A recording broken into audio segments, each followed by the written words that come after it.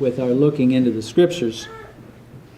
We've been studying the Lord's New Testament church, God's house. We tried to do something, and I've said this before, I've never presented it this way, but we've tried to go back into the Old Testament and look at the pattern of God and see how God works and how God met with His people. And even the indications are, even with Adam and Eve, He had a regular time and a regular place that He met with His people. Adam and Eve met with them. And then, of course, with Jacob, and telling Jacob to go back to Bethel and build an altar there, make a place of permanence there, a place of remembrance, and a place where God would meet with him.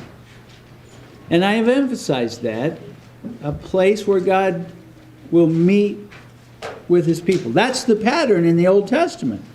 That transitioned into the tabernacle and the temple. And in the New Testament times, it is slightly different in that it's a spiritual place. It's a spiritual house. We as a church can meet together under this roof. We as a church could meet together at somebody's house if it was big enough. We as a church could meet together, get a big tent somewhere. And so that place is where everybody's gathered together for the purpose of coming together as a congregation. And we could do that. If we felt led to do that, we could do it. And that's how I understand the New Testament word church to be used in the Bible. A place where people come together. And then when you get to begin to drill down on it a little bit, you find out from Colossians 1 and other places that the body is the Lord's house. The body is the church. Colossians 1 says that. And in 1 Corinthians 1, he adds to the body, or he adds to that local assembly as it pleases him. And then you read something like we're going to read in Ephesians 4, and you have to do some thinking. Where he says, verse 4, there is one body. Wait a minute. He said he would build his kind of body. He said he would build his kind of church, his kind of assembly. But we know there are his kind of churches here, there, and yon. We find it in the Scriptures. We know it to be true today. What is he saying? One body. Most will say it's a universal body. But even they then backtrack and say, but sometimes in the Scriptures, he's talking about the local body. Oh, now wait a minute. See, now you've got a problem. You've just painted yourself into a problem. Because there's one body, not two.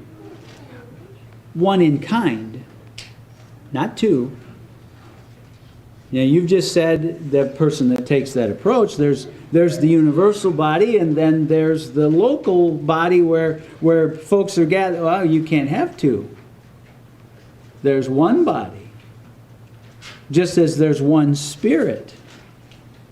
Verse 5, one Lord, one faith, one baptism. There's a series of ones there that he authorizes that one, but not other ones. I have my body that I built and am building, and that's where I'll meet, not with other ones. And so you think about Ephesians chapter 4 and verse 4, and you think about the prevailing mindset of the universal body mentality and the local body mentality. Now you have two different bodies where he says there's only one.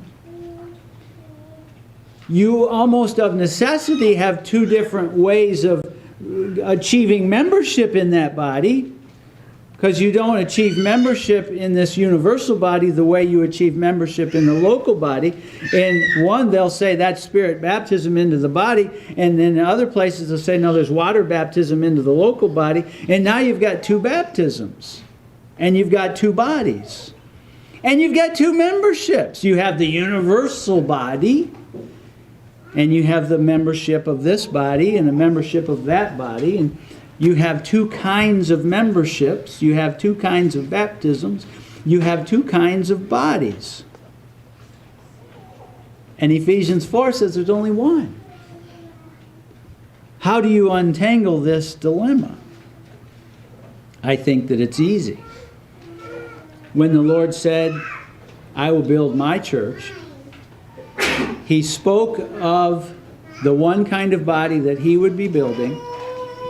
That would be a localized body that meets together in a certain place. And that kind is mine. The kind that operates under my authority, the kind that gathers together under my leadership, the kind that follows after the Word of God. That's my body. And we saw how that's built on the foundation of the apostles and prophets and so on. We saw how that God called in Luke 6, He called the disciples unto Himself, and of them He chose 12, called them apostles. They were the charter members, if you will, of the first church, as I understand it.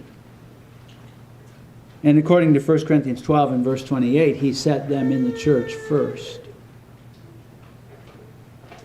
And so, what we're discussing will unravel what you hear sometimes and maybe kind of frequently on the radio.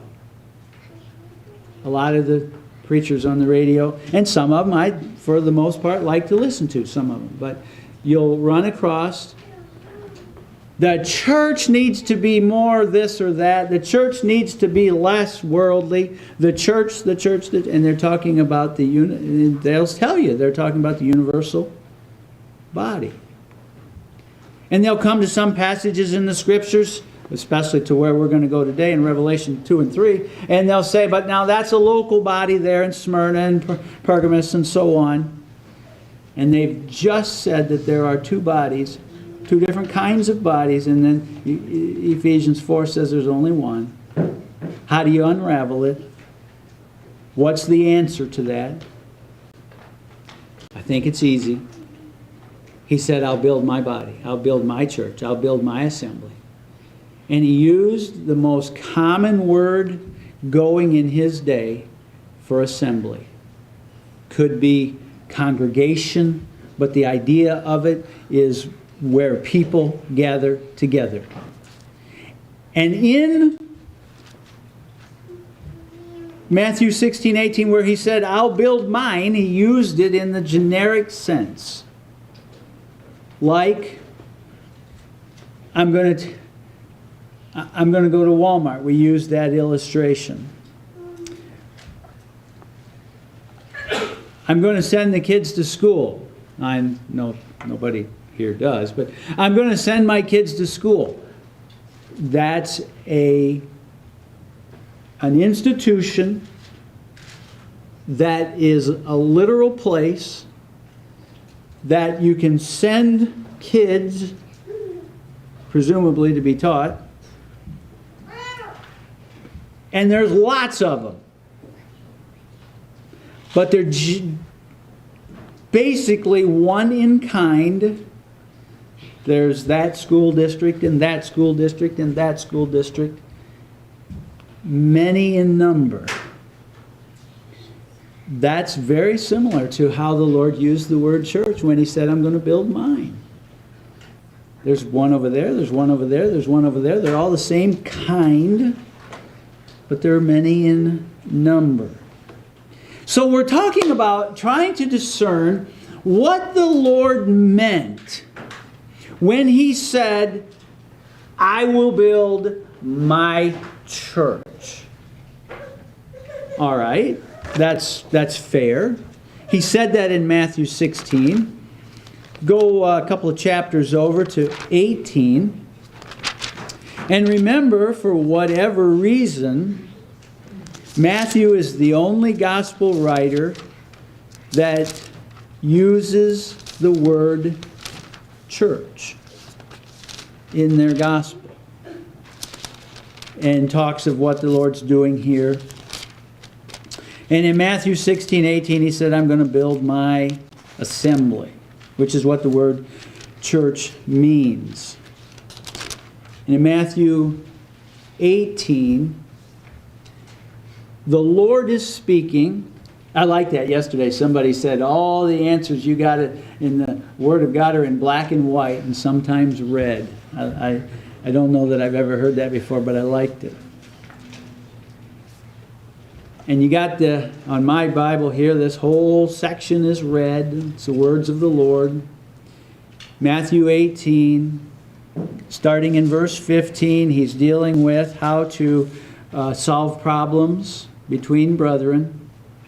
Verse 15, moreover, if thy brethren shall trespass against thee, go and tell him his fault between thee and him alone. And if he shall hear thee, thou hast gained thy brother. That was step number 1 of trying to reconcile. Verse 16, if he will not hear thee, then take with thee 1 or 2 more, that in the mouth of 2 or 3 witnesses every word may be established. And that was step 2 of trying to reconcile. Verse 17, but if he shall not hear them, tell it to the church. Now that's step 3. But what do you have of necessity in the beginning of verse 17 as a definition of the church? You'll hear on the radio, and you'll see in most popular literature today, or modern literature, well, it doesn't have to be modern. I don't think I have a commentary that goes back 400 or 500 years that's not universal church in its theology. I have a couple of books that are, but as far as a commentary, I don't know of one. So you're in a commentary, or you're on the radio listening to preaching, and you'll hear the universal church idea promoted. Now let me ask you this. Can you take a universal church and plug it, that mentality, and plug it into verse 17 and have it make any sense as a definition of the word church that the Lord used here? If he shall neglect to hear them, tell it to the church. Well, get the universal church together and figure that out. Get the universal church together and have them to decide. But you can't. And so the only definition for the word church that makes any sense is a body of believers that gather together at a given place, and here they've gathered together and now they have something to decide amongst themselves. In Acts, you read after that conflab at Jerusalem, where they were trying to discern they're trying to settle some of the question about some of the Jewish laws and things, and what to do with them, and the church decided, and that's how Luke recorded it.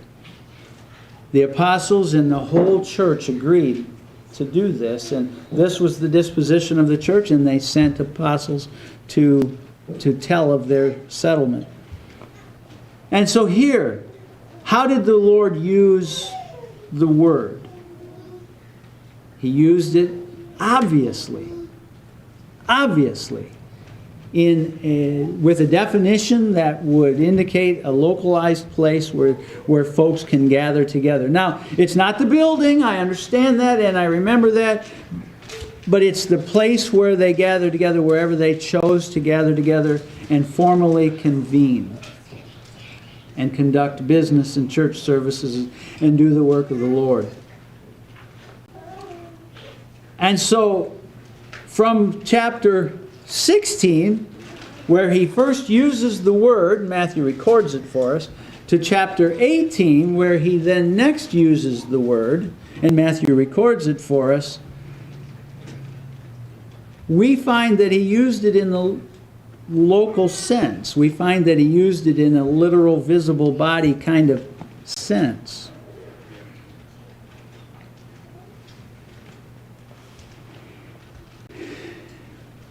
Now turn with me to Revelation 1. I was trying to think which direction I wanted to go first. Revelation 1.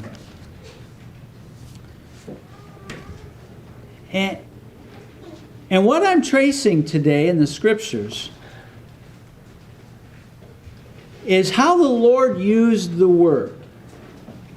I mean, that's what settles it, isn't it? One of the advantages that a preacher has that stays at some place long enough, they understand, you all understand more my lingo. There'll be words that I butcher and murder, and over time you say, oh, I know what he means. There'll be different language that I use that's particular to my background, and over time you'll say, I know what he means. Somebody else may come along, never heard me preach before, and say, I'm not sure what he meant by that. And you can say, this is what he meant by that. Because I know him. I know how he uses the word. I know how he puts it in sentences. Well, we're trying to determine how the Lord used the word church when he said, I'm going to build mine. So I'm going to run a string of verses together that are the Lord's usage of that word. So we'll get to know how he uses the word. And this is, I hope you don't think I'm just beating on a dead horse. I don't mean to be. This is of utmost importance because the 99% of what you'll read here and run across is universal church in nature. And you need to be aware of that, and you need to know what the Bible says, not what I say. First time I had a discussion with somebody in the first church that I pastored, and I would say, Brother Jones said, I don't care what Brother Jones says. I don't even know him. What's the Bible say? That's a great approach. What's the Bible say? Well, the Lord used it in Revelation 1 in verse 11. I am Alpha and Omega, the first and the last. What thou seest, write in a book, and send it unto the 7 churches. And then he goes and lists them. Now, nowadays, the modern preacher would say, send it to the church, meaning everybody. He means everybody. Well, the 7 churches of that area. But he means it just that. The 7 churches of that area. The body that met in Asia, the body that met in Ephesus, the body that met in Smyrna, the body that met in Pergamos, Sardis, Philadelphia, and Laodicea. That body that met in those places. That's how the Lord used the word. He said, I'll build mine. And he uses it in just a dialogue just a little later in Matthew 18 and says, tell it to the kind of church that can gather together and decide this. And he says here in Revelation, tell it, or write this in a book and send it to the 7 churches. Now let's quickly run through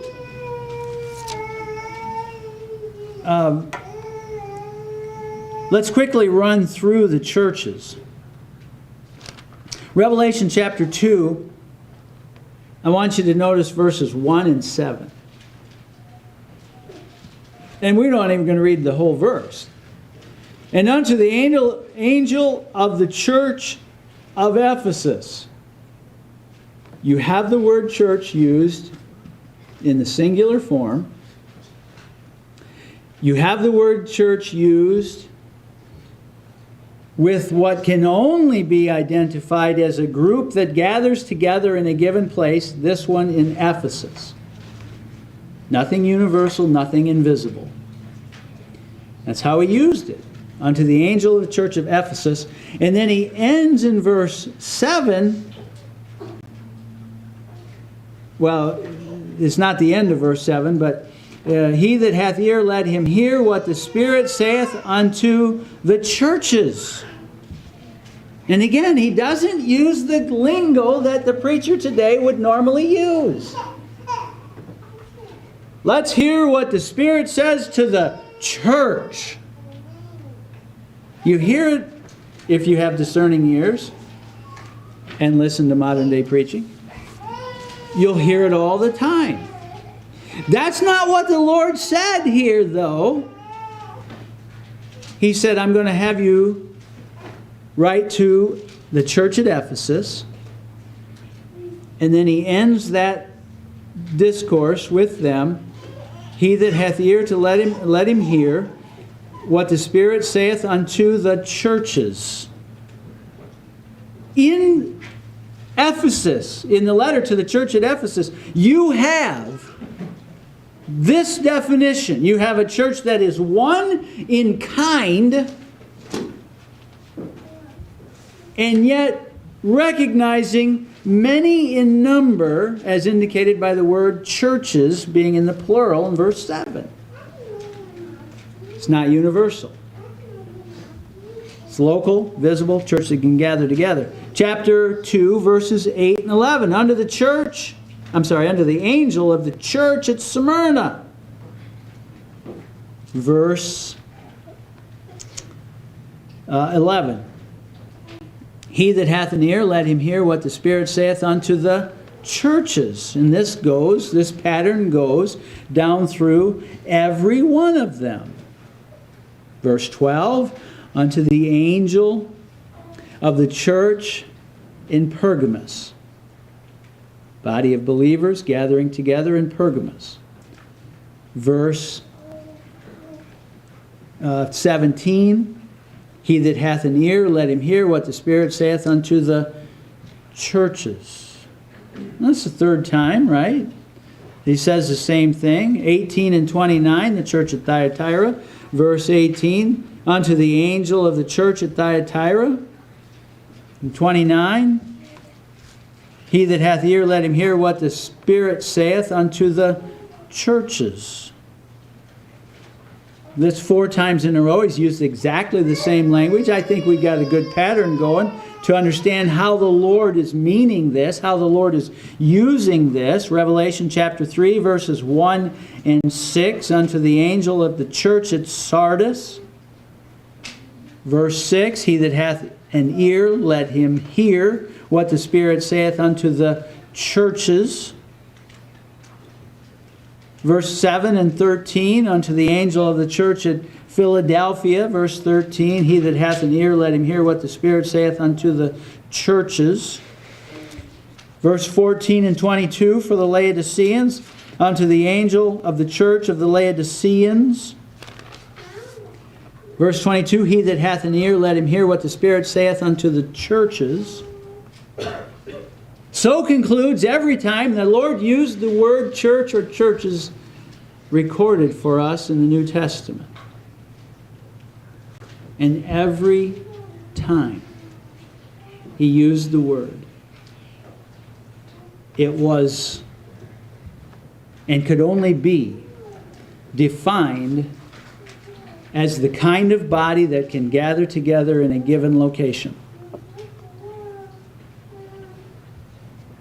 while acknowledging that there are more than one of those kinds of bodies in number. One in kind, possibly many in number. Here 7 in Revelation 2 and 3. So now you've got to ask yourself a couple of questions. It's pretty clear. We've sat under the preaching of the Lord now for a discourse on how to settle problems in the church. We've sat under the preaching of the Lord for a discourse of 7 different letters written to 7 different churches. And you've learned the pattern of the language of the Lord. And the pattern of the language of the Lord is to identify what He calls a church as a body of believers that gather together. Now ask yourself, how did we come to an understanding? Let me say that differently. Did we come to an understanding of a universal church by listening to how the Lord used it? Did He change in the Scriptures the usage of the common word that He started using, and all through our time listening to Him preach, He used it the same way? Did He change the way that He used it without telling us? I don't think so. We have to, did He use it in two different, not changing it, but did He use it in two different ways without letting us know, oh, by the way, I'm going to use it in this way and that way? Or did He just change it altogether? There's no basis for thinking that. Did He give it a new meaning that it never had before? The word church, the way He said, I'm going to build mine, it could be that legislative assembly over there, that Boy Scout club over there. It could be the local school system batch of teachers over there. We went through all of those. That's how He used it when He started, but now He's just decided to use it in a different way without telling us. None of that makes any sense. And anybody that holds to the commonly held to idea of a universal church has to say that the Bible started using it in two different ways, or changed the usage from one place to another. And then they have to admit that the Bible never told us that He was going to do that. He just did it. It's having a discussion. And the way my Bible lays open from 1 Corinthians 11 to 1 Corinthians 12. 1 Corinthians 11 is on the left side as you're looking at the Bible, and 1 Corinthians 12 is on the right side as you're looking at the Bible. And I was discussing this with a gentleman that believed in the universal invisible church that sometimes identifies as a local body. And I took him to 1 Corinthians 11, where Paul's talking about them observing the Lord's Supper, and he says in verse 18, where you come together in the church. And I read that passage to this gentleman in my Bible in 1 Corinthians 11:18. And I said, what kind of church is that? What's the definition of that kind of a church? And he said, well, it's local. It's an assembly. It's the Corinthian church gathered together. And I said, okay, great. Come over here to 1 Corinthians 12, where he saw Spirit baptism into one body, 1 Corinthians 12:13. And I said, what kind of church is that? What kind of body is he talking about? Universal. And I said, from that side of the page to this side of the page, he changed the definition of the word church. Where? Show me where. Show me from that local assembly to this universal assembly. Show me where the context changed. Show me where Paul started using it differently. Show me where. And he turned my Bible back around, closed it, and gave it back to me. And he said, I don't know, it just did. No, it didn't. So the Lord's used the word the same way every time He's used it. And I'm harping on this, I know I am, but it clears up a whole plethora of doctrinal problems when you get it. The ordinances come into view, membership comes into view, all kinds of things, authority comes into view, all kinds of things just fall together when you see it. And so we see how the Lord's used it. We see every time that He's used it, it's a local body with the acknowledgement that there's more than one of them. They're all the same kind, but they're many in number. And then I think of the couple of times that Luke used the word in Acts 19. Luke sat under the Lord. Luke sat and talked and walked and listen to the Lord preach. Luke's right there, right? It's close to the whole scene of things. Acts 19. Earlier I said sometimes I get so rattled I can't find Genesis. Right now Acts is evading me. Acts 19, verse 32. They have like in the side of my Bible in the column, it has an unthinking mob, an unruly, unlawful mob. Verse 32, some therefore cried one thing and some another, for the assembly was confused, and the more part knew not wherefore they were come together. Like one of your modern day protests. They're just a bunch of people there yelling. They don't even know altogether why they're there yelling. But he uses the word ecclesia.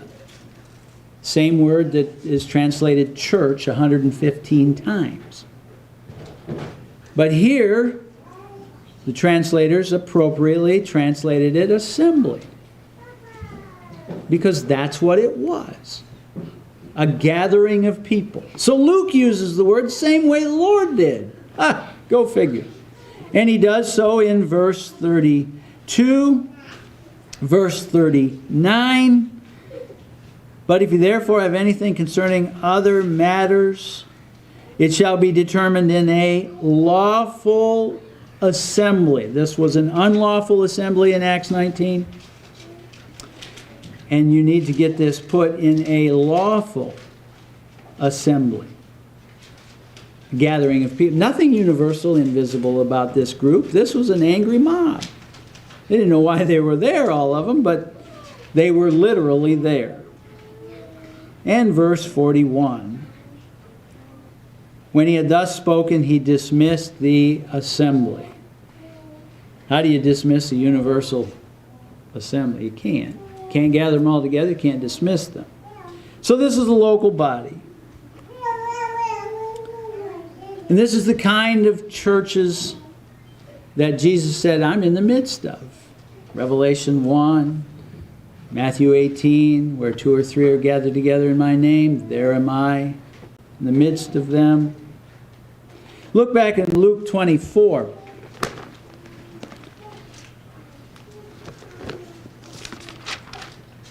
See, we're identifying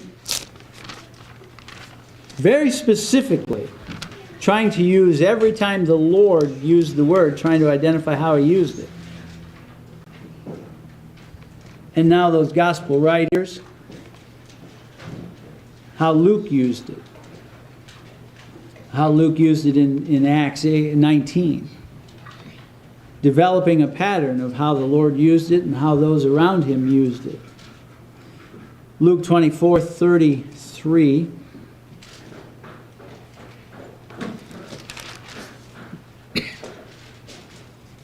And they rose up the same hour and returned to Jerusalem, and found the 11 gathered together, and them that were with them. Who's the 11? The apostles, charter members. 11 because Judas is gone. And they have them gathered together, and the rest with them, the 11 being the leaders. And they said, the Lord is risen indeed, and hath appeared unto Simon. And they told what things were done in the way, and how that he was known of them in breaking of bread. And as they thus spoke, Jesus himself stood in the midst. A kind of gathering that he can be in the midst of, very literally. Jesus in the midst. Now, he begins to instruct them and prepare them for leaving. Verse 47, that repentance and remission of sins should be preached in his name among all nations, beginning at Jerusalem. And you're witnesses of these things.